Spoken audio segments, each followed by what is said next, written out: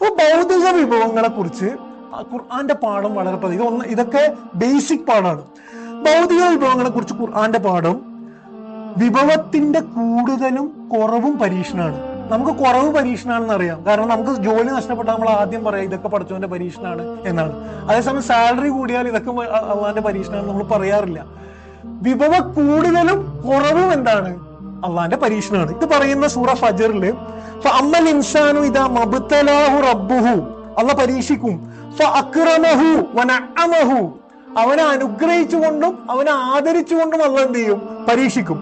ഫയഖൂലു റബ്ബി അക്രമൻ, അപ്പൊ അവൻ പറയുന്നത് ഓ അള്ളാഹ് ഭയങ്കര സംഭവമൊക്കെയാണ്. അമ്മ ഇദാ മബ്തലാഹു, സെയിം പ്രയോഗമാണ്, അള്ളാഹ് പരീക്ഷിച്ചു. ഫഖദറ അലൈഹി റിസ്ഖഹു, അപ്പൊ എന്ത് ചെയ്തു? റിസ്ക് എടുത്തു. അപ്പൊ അവൻ പറയും ഫയഖൂലു റബ്ബി അഹാനൻ, അള്ളാഹ് എന്ത് ചെയ്തു? എന്നെ നിന്ദിച്ചു. എന്ന് പറഞ്ഞാൽ അള്ളാഹ് പറയുന്നത് എന്താണ്? രണ്ടും പരീക്ഷണമാണ്. വിഭവം കൂടുതലുള്ളതും പരീക്ഷണമാണ്, കുറവുള്ളതും പരീക്ഷണമാണ്. വിഭവ കൂടുതലുള്ളതോ കുറവുള്ളതോ അനുഗ്രഹത്തിന്റെയോ ശിക്ഷയുടെയോ പിന്നെന്തല്ല പ്രതീകമല്ല, ലക്ഷണമല്ല. വിഭവം കൂടുതലുണ്ട് എന്നുള്ളത് കൊണ്ട് നമ്മുടെ തഹജ്ജുദ് നമസ്കാരത്തിന് റിസൾട്ട് കിട്ടി എന്നതല്ല, നമുക്ക് തഹജ്ജുദ് നമസ്കാരം മോശമായതുകൊണ്ടാണ് ജോലി നഷ്ടപ്പെട്ടത് എന്നതും ഇല്ല.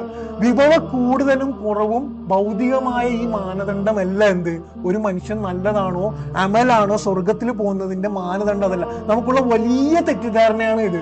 നമ്മൾ ധാരാളം അമലു സാലിഹാത്ത് ചെയ്യുമ്പം നമുക്ക് ധാരാളമായിട്ട് വിഭവ കൂടുതൽ കിട്ടുമെന്നുള്ള ഒരു ലീനിയർ റിലേഷനാണ് നമ്മൾ പ്രതീക്ഷിക്കുന്നത്. ഇസ്ലാം ഇതല്ല പറയുന്നത്.